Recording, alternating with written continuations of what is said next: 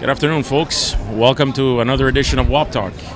We're broadcasting live here this afternoon from Cafe Milano, St. Leonard, with my very good friend here, Diego. Joey, how you doing, Joey? Good, you? Good. It's a gorgeous afternoon. Beautiful. Well, once again, we want to thank Milano Cafe for allowing us to do this. Joey, we got to always give recognition to Robert Ferrantelli. He's our tech guy, and he does a great job of keeping us humble, I think. Would you say, Robert? No, we're not interested. That's good. Go on.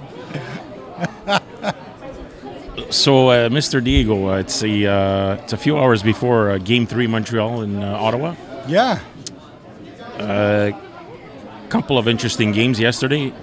So Toronto wins over Boston 4-2. What do you have to say about that? Very humbly, I'm going to say this. I'm not sure what to think of it. Toronto played a much better game than the first game. Did you see the entire game? Yeah, Toronto played a much better game. I also found Boston, again, unprepared. And this is like... Unprepared, or did they just not come out? They you know what? They had opportunities. Pucks is jumping over the stick. They seem to have a sort of anxious approach every time they had the puck on them. And that's the impression I was left with. Toronto was very physical. They were? Boston didn't keep up with them? It's not that they didn't keep up with it. It's just that I think that Boston wasn't expecting the response that they got. And that is, you take probably threw them off their game. Yeah, you take example. They were really beating up on Grabowski, and they were really, really doing a number on him. And he gets just, pound him to the ice. He gets back up, and he goes hammering straight into Chara of all people. And he had no problem doing it, And so I think they got caught off their guard a bit. And to me, I still say that's an unpreparedness because I don't care who you are, be it Philadelphia, be it, we talk about the robust teams, you're playing the playoffs, you have to be prepared. They call it a second season for that reason alone. Because come the playoffs, whatever happened, whatever went wrong in the first season, both individually as a team, come playoff time, it's sort of not there anymore. It's not supposed to plague, your program. It's not supposed to plague your mindset. And that's what I found with Boston last night. So was I surprised that Toronto won? I was surprised that Toronto had a 2-1 lead and Boston allowed a 3-1 lead to come into play going into the third period. I was just surprised by that. And then after that, it turned into a 4-2 lead. It looks, looking at the shots on goal, Boston actually outshot them, 41-32. Montreal outshot Ottawa 50 goals the other night. And, I know. But I still say that Boston does not look as robust and as prepared as they were 2 years ago or even last year. And look, here's the thing. I think, anyways, what happens when Boston gets eliminated in this round? For all intents and purposes, right now we gotta look at that probability, however small, but we gotta look at that probability. And what happens if Toronto eliminates Boston? It's not just a question of coaching. 2 weeks ago, I said to you, sitting here at the very place Milano on a Sunday night, I said Tyler Seguin is not the player that the Boston Bruins, or for that matter, most people in hockey believe that he is. Right. Now, he showed it again last night. Key player is Bergeron. And if you tie up Bergeron, it seems like the only line that was working last night was the fourth line. Robert, I don't know if you saw the game last night, but the fourth line, Krejci, Lucic, and Horton. But they're fourth liners. There's a reason why they're fourth liners. They're not there to stop jamming a lot of people in. tend to speculate on what's his name, Marchand. I think Marchand, if you pull him out of the Boston Bruins and put him onto any other team, I don't think he would be half the player he is today. He is the player he is because he's on a robust team like Boston. I think he's a good player. I'm not going to take anything away from Marchand. I'm not saying in terms of. I'm saying the physicality play that he brings. Yeah, absolutely. But I'm going to tell you that Marchand played a good game last night. He did? He played a good game last night. But as much as he played a good game, it's like there were bits and pieces. It's like on one line there was always one player that was going and doing, but the support wasn't there. Right. Your infantry wasn't being supported by an airstrike. Well, let's see what comes out of that one. The next series, this one was, I'm not sure if you're going to call it a shock or not, but the Ducks fucking hammered the Detroit 4-0. Did you see that game? Yeah. You did? Yeah. Was Detroit playing at all? Yeah, like they played well. They played? I thought they played well. I mean, I don't know if they played. I don't know if they played better than Anaheim. I wouldn't go that far, but Anaheim brought the physicality into the game. Yeah, I mean, Anaheim outshot them 29-23, but there was a couple of giveaways and cost that one giveaway led to I think it was the winning goal for Anaheim by Getzlaf. Detroit, but you can't. See, I'm not going to criticize Detroit. Anybody can do what they want, but I won't criticize Detroit. Detroit has had a run of about 15 years where they've been like pretty much on top of the league. And, it's their 23rd season straight in the playoffs. And you have to understand that Detroit is going through a stage where the best of the best that they've had have, retired. Coming to an end. And it's come to an end. And the Datsuks, the Zetterbergs of that team, yeah, they're good, but they can't carry the whole team on their shoulders. The days of Hasek, the days of Osgood, they're not there anymore for Detroit. Howard's a good goalie. He's not going to take him to the promised land. It's an unfortunate statement to make in my books anyways. Yeah. But I don't think he's good. But he's a good goalie, But he's just not going to take him to the promised land. So if you're telling me Anaheim, is it surprising? No. I think that what surprises me is that in Detroit, I think would have wanted to win at least their first game. Well, I think they're going to take the next one. I think it'll be tied 2-2 going back to Anaheim. It's not a bad thing for Detroit for that to happen. When you're on a downswing and you're able to keep up with the teams above you, you're doing well. Right. I don't know. Incidentally, I don't know if you caught today's game, Pittsburgh Islanders. Actually, I wanted to come to that, but we'll keep. Okay. Last year, one game last night as well. LA 1, St. Louis 0. Good game. Did you watch that one as well? I watched part of it. I can't say I watched all of it. 3 games in one night. It's a bit tough for me. I sacrificed going out and whatever. But, you sacrificed going out? I didn't go out. I stayed home last night. You pulled the goalie? No, I didn't pull the goalie either. No. Folks pulled the goalie. No, I didn't pull the goalie. I wanted to. I came this close to pulling it. I had myself laid down on the couch. We don't want to know, Diego. Just, with my drink and my favorite scene, And I was feeling really frisky with myself, but didn't happen. Just didn't happen. The doorbell rang at the last second. So you're scrambling to get all dressed real fast, You felt like a fucking teenager, and you all of a sudden it's like everything's pointing in the wrong direction, You're trying to bring it down. It's kept on going up, So ultimately, I didn't pull no goalie, but. And the other game yesterday as well ended up in overtime. Washington ended up winning. I saw that game 1-0 in overtime. I saw it. Right? Tortorella should be fired on the spot. On the spot. I don't care if he's in the playoffs. I know that you're not supposed to do these things. Dude, fire him on the spot. Yeah, you're not going to fire him now in the playoffs. But McDonough, what was his name? McDonough? The kid that was with us, that went to New York for that bald-headed Latin eagle. What's his name? Gomez, that belongs on Rats Island in Alaska, that got fucking paid off not to play for us, gets a $700,000 contract to score in San Jose. He's not even playing there, and that kid, how do you even? I don't know. Was he desperate? 2 minutes straight on the ice, and I don't believe for 1 second that kid wasn't aware. Was that intended? You know what? It's like one commentator said on CBC. He said that kid was blind at that point. He goes, that kid, 2 minutes straight on the ice. He goes, he was blind. That kid at that point, he doesn't know where he is. He doesn't know what he's doing. And he aims, let's give him credit that he aimed for the glass. I saw his facial expression. It was more like, go fuck yourself. I'm dead. Take the puck out. And he went to take the penalty. He sat down. His face was completely expressionless. There was no anger in it, nothing. That kid was, for all intents and purposes, he was not there. He was dead at that point. 2 minutes straight. And I'm listening to him. I heard about this, yeah. And I'm looking and Tortorella is going to be behind the bench tomorrow night. And sorry, Robert, what's your problem, Robert? What's going on? Away from your face. No, why is it? You're on TV. Oh, okay. Right. WOPTalk.tv. Okay. Sorry, girls. So, yeah, 2 minutes straight. And I personally... Look, season's going to come to an end, I think, for the Rangers at this point. What is it, 2-0 for Washington, right? Yeah. Tortorella, for me, Tortorella's gone. I never liked him. Yeah. I think he's gone.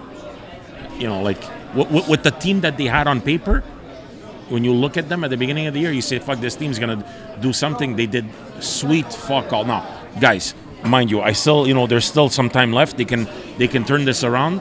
Highly unlikely that I think they're gonna turn it around. But anyways, going to my next point. Actually, you mentioned this earlier. There's a series that is going to be very interesting, and I said in my predictions that it was going to be interesting. The Islanders against Pittsburgh. I'm actually going on a business trip this week, and I'm going to be in Long Island. I'm actually catching Game 4 in Long Island against. You're gonna catch one whale of a game, not just a game. I hope so. I left it at 4-3. I don't know what the final score was today. The final 5-4 Pittsburgh. 5-4 Pittsburgh in overtime. You know, the series now is 2-1. Yeah. And I'm anxious to see my game now. Conceivably, you can say Tuesday night this is going to be a tied series. Oh yeah. Conceivably, and I think you and I had discussed it. I'm not taking, and that's why I'm not taking the Islanders lightly, and that's why I said Capuano is going to win the Jack Adams Award. Let's not get started on that topic again. I'm going to get started on that because Capuano, you look at this team, and I got to tell you something. I remember the Islanders of the '80s. And there was a very familiar smell to this game today. Call me crazy, call me insane, but those Islanders, they played. So maybe they and played. Pittsburgh didn't deserve to win because if you want to know the truth, I saw 3/4 of this game, and the Islanders had more than ample opportunity to put this game away, and it was just a finish that they were missing. So it's only normal. They don't have, if I may go back to the day, they don't have the Mike Bossy of yesterday. They don't have the Trotzys. They don't have that goal scorer. They don't have the fucking Billy Smith. You got Tavares, but the problem is Tavares is the only one. He needs support. What, Matt Molson? Yeah, Matt Molson's there. Well, yeah, who else? Next year, that line. Kyle Okposo. Listen. Come on, fuck. You're laughing at these kids? No, but... Come next year, you see if you're going to be laughing at these kids. No, but listen. How long did it take Tavares to finally come up to speed? 6 years. Guys, you got to give a kid like Matt Molson at least another 2 years. Yeah. But come next year, the Islanders are, and I'll tell you what, the Islanders are missing one more thing too. What? Forgive me. I think they're missing goaltending. I was just going to say. Although they have 6 goalies, but none of them put 6 together. Non fanno una pecora. You know what I mean? Like they have Nabokov that's playing right now. Manco una pecora hanno. They have McDonald that's back up. No stronzi, ce l'hanno. They have Di Pietro, who I don't know is making $7 million sitting on his ass. They have fucking Tim Thomas that they acquired from the Boston Bruins. Well, they have even Gart Snow as the GM, as another goalie. How many fucking more goalies do they want? I think. Right. So keep it going. I think we should trade Carey Price to the Islanders so they gotta get another goalie. Here's my thing with Carey Price. Which brings me to the next topic. Let's finish off the Islanders first, and we're gonna end up this conversation. We're gonna end up this conversation with the Habs tonight. Okay. Pittsburgh's in trouble. I don't care what anybody tells them. Pittsburgh's in trouble? Absolutely. And Please elaborate. I'm going to explain to you what I feel is happening with Pittsburgh. I think with Pittsburgh, it's coming down to too many cooks or too many chefs in the kitchen. Too many Chiefs, not enough Indians. The hardest working line, apart from Crosby, Kunitz, Dupuis, Talbot. I don't know I think that's the line that's together, but those are the guys that I see working. What's the defenseman? Letang, Christopher Letang. They're making things happen on that team. Brendan Morrow has not impressed me. Igilna has not come close to impressing me. Crosby is Crosby. I'm not going to take anything away from the kid. Crosby is Crosby. I think he's fantastic. I don't think Fleury is the goalie that's going to bring him to the promised land this year. And I wouldn't be surprised that they're going to take a Fleury and might want to make a move with him this year at the end of the season. He just lets in some goals. And sometimes even him, I question whether all those goals are as non-stoppable as they should be. You know? want to talk about goals, not stopping goals? Just look at Carey Price. Yeah. Okay, so I have a question for you. Game 3 tonight in Ottawa. Yeah. Which Carey Price is going to come out to play? Same one that you saw the other night, Which night? Friday night. You think so? No question in my mind. I beg to differ. Look, He- guys. he lost two guys, teeth. If anything, He lost here, 2 teeth. Here and here. I'm a diehard fan. He pulls a goalie every fucking night. He's a diehard fan. I'm a diehard fan. Yeah. But I've always said it, and I said it in one of our previous podcasts. Yeah. Is Carey Price right for the job? Carey Price is gonna fucking choke in this series. No. You'll see. No. Joey, have I not been a stern, and I mean a very, yeah. Thank So you, he Robert. He lost 2 teeth in that game with the composure. So when he it's- just pulls off his helmet. If you saw that game, I saw it. He takes his teeth out of his mouth. He Yeah. skates over to the bench, gives it to his trainer. Yeah. Doesn't take no water, no nothing. Just comes back. Doesn't even let the trainer, look. And he goes back to his net, puts on the mask, and says, "Let's finish this guy." Now listen, there's always a turning point, and you know as well as I do. Over the past 3 weeks, I have been actually the past month. Have I not been the one yelling the loudest? Trade Carey Price. Yeah. Right? But after Friday night's game, I'm saying Terrien did something that I didn't expect him to do. He sheltered Price from the media. After the game, he allowed Price to speak to the media. Very little. Like it was like a one-question thing. I disagree. He allowed him. Yeah, he sheltered him because of his performance. He sheltered him because His performance. I don't think he wanted Carey Price Fair to go out enough, there. but you know But what? what? So then that one good game that you have, you're gonna come out and talk to the media? Come on, give me a fucking break, dude. Tonight, you have to ask yourself the question: which Carey Price is gonna come out to play? I gotta ask you a better question. Yeah. then. Okay. Which team is going to come out to play tonight? That's a very good That's question. a better question to ask about Price. Yeah. Okay. For me, that's even a better question. Okay. Right now, I wouldn't want to see Jonathan Pacioretty in for the rest of the series. Why? Because it seems like this team likes to play under adversity. It seems to me that this team, with the hit on Eller, they'd like to play under adversity, and there's something to prove to that coach. That fat, bug-eyed walrus who disrespected not the Montreal Canadiens, because I give a fuck about disrespecting a hockey player for the sake of disrespecting a hockey player or a team, because that means fuck all to me. Because that's just part of the game. They're nothing, they're shit, they're this, they're that. Who gives a shit? But a kid's laying down on the fucking ice with a pool of blood, and you don't have the common decency to say, Ralphie Diaz made a suicide pass, in my opinion. 61 made a But suicide. instead, he calls it number 61 and number 81. That's a total disrespect. Now you're disrespecting the whole organization, but more importantly, the 2 players involved, and more importantly, what Terrien said. I don't always agree with everything that Terrien said, but what Terrien said there was a disrespect to the family. Absolutely, it To is. the family It that is. was in the stands. Absolutely. How horrified were the kids and the wife and everybody else watching that game, watching your husband, your father, crack to the ice the way he did, pool of blood out of nowhere. And what do you do there? You get some fuckhead? That's disrespectful. That in the NFL, something like that, you know what would have happened? Come into the office. There's a nice $100,000 fine and a 3-game suspension or something to that effect. You do not disrespect players regardless of what the problems may or may not be. And he did. And I think Montreal Friday night didn't respond because it's just Friday night, one game. I personally believe. If you watch that game, if anybody out there watched that game, the Ottawa Senators at the end of that game when they left beaten up. Like a kid that was trying to bully the shit out of somebody. No, I hope you're right. And he I hope took you're a right, Devo. beating, and he went home with his tail between his legs. And now Ottawa, Neil may want to come out tonight and avenge and say to himself, I'm going to get that Subban, or I'm going to go after that Gallagher. Go for it. Fantastic, I say. Because we can use all the power plays we can get. And that's what's going to be the game tonight. The game tonight is going to be about power plays. And I'm hoping that Montreal can capitalize on every single power play that they get on. Because that's what's going to happen tonight. I was a guy that said Ottawa in 6. And a lot of people are telling me now maybe 7 the game. I'm thinking Montreal in 6, maybe 5. What, you change your stance? No, what? Yeah, I did. I may be wrong. You're not allowed. Well, I'm thinking that maybe I was wrong, but let's A lot of the see. times you're wrong. Not really. Based on the comments I've gotten back on YouTube, I'm right about a lot of things.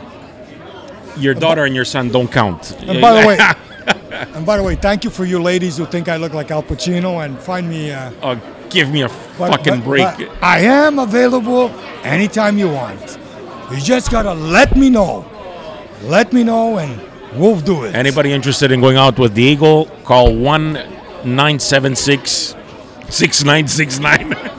6'9". Don't forget the last 6'9". Pull the goalie. Yeah, that's a good one. That's So what I that's think. that's your take. Well, we'll see. We'll see how Montreal responds. But Honestly speaking, I think Joey, tonight's game is going to be pivotal. Yeah, it will. It will. Pivotal game. I think tonight might actually define the whole series. It will. I think and so. I think tonight might actually tell everybody this is as far as things are going. And it may not be good news for the Habs. It may not be good news for the Senators. I think it's going to be that game tonight. All the other series, you didn't touch upon Vancouver and San Jose, but Vancouver, San Jose. I mean, There's nothing to talk about. Vancouver is back where they were every fucking other year. They're down 2-0, and now they're gonna try to make a comeback from 2-0. And once again with Luongo in the nets. Don't get me started, dude. I mean, Luongo, Carey Price, same fucking level. no, Yeah. two different worlds. No, they're the Luongo's same got part. a $60 million contract, and Well- Price doesn't. Well, yeah. Well, I mean, in terms of And Price can ride a cow. He can get on a bull and ride that damn bull. So what? Luongo can't. So Luongo could get on a motorcycle and come to Café Milanos when he comes to Montreal. He doesn't come Carey to Price, Café Milanos. Carey Price can't. Luongo runs to Tampa Bay and he lives there the rest of the summer because he doesn't want to face the heat of Montreal. Because that's what he do. He'd face the heat. So predictions tonight: Montreal, Ottawa, Montreal. Montreal. I say Montreal as well. The other one tonight is Vancouver, San Jose. San Jose. San Jose again. So you think they're going to go up 3-0? Yeah. I honestly see tonight. I think Vancouver. If Vancouver doesn't do They're it playing tonight, on the road. I'm giving it to San Jose. I'm giving it to Vancouver. Okay. Just to be fucking different. Chicago, what is it? Chicago playing tonight against Minnesota? I'm not sure. I will let you know. Chicago, Minnesota. I would give it to Chicago. I think it's a 4-game straight. You think so? I don't think Minnesota has it what it takes to come back on this. It's actually they're actually playing right now. It's 1-1 in the second period. I could be wrong. I still say it's going to be Chicago. Yeah, so do I. I mean, I think we've Yeah, already I still say established it's that. going to be Chicago. All right. Well, I mean, that's these are our predictions for the pregame show. This is a Well- pregame show. Folks, join us afterwards. We'll have the Post-game show. And we're going to have, this time we're going to eat cannolis in front of you. And we're going to show you how Oh, Italians eat cannolis. Because Italians are very particular when they eat cannolis. And for those of you who don't know, cannolis come from Sicily. They're not Italian. They're Sicilian. No, like you guys are fucking different. But we are You're a completely. subset of- yeah. We're completely. There's a reason why we're at the bottom of the booth. We hold you bastards up. You cowards. That's what you all are. But that's another story. We'll talk about that. Listen, let's be honest. Italian community, big mouths, wannabes. That's about as good as it gets. But we'll show you folks how we eat cannolis in sacra, St. man. Leonard. And I'm going to show you how Jolie likes to eat his cannolis. Folks, it's something to see. Stay tuned. It's a work of art. And next week, we want to promote our show next week. If all goes well next week, we're going to have a cougar online with us. And we're going to interview her, and we're going to understand. We're going to try to figure out the mindset of a cougar, and how is it that she became a cougar, and is she comfortable with it, and sort of questions. And you guys are going to give us feedback as to whether or not she's good looking enough to be a cougar. Do you want to give fans maybe a bit of a? Well, she's about 45 years old. She's Is blonde. she okay? Hold on. So if she's 45, is she considered in the porn industry? She's considered MILF. In the adult entertainment industry, she would be considered MILF. The Yeah, adult a MILF. entertainment. It's fucking porn. Like what do you know? Oh, it's true. We're not political correct. Yeah. Yeah. And in the fuck film industry, she's considered a MILF. She's Okay. considered a mama like to fuck. Okay. Okay, Now- and now we are working on Mama, it. I'd like to fuck. What are you in fucking? What are you in the States? Mother, I'd like to fuck. Same thing. So Mama. it's a mom would like to fuck. Now, if this all goes well, we're in negotiations with her, and she's kind of gun shy, but I think we're going to be able to do it, and it should be interesting. We'll see how that comes about. So we'll keep. And do me a favor, guys. For anybody who wants to, Joey, tell them where. But if you want to leave any comments, let us know also as to whether or not you want to see this interview with the Cougar, and if it's a point of interest both for you guys and girls, and maybe there's an interesting angle for everybody to look at. You know. Please send your comments to info@WOPTalk.tv. WOPTalk.tv. So there you go. And, there's other interviews we got lined up, Joey, but we're going to take it one at a time. Yep. It's not always going to be about sex, although I love it. I mean, I think it's hockey. Awesome. Hockey's not sex. It's just hockey. But we'll see. We'll so on that note, Diego, thank you very much for Joey, joining. you know what? It's always a pleasure. Thank you, sir. Great to be here. Once again, we want to thank Milano Cafe. We want to thank Robert Ferrantelli. Excellent work. And remember, folks, that the opinions expressed by Joey and I don't necessarily reflect the opinions of WOPTalk.tv. Take care. Have a great afternoon, folks. We'll see you tonight after the game. Signing off. Good afternoon.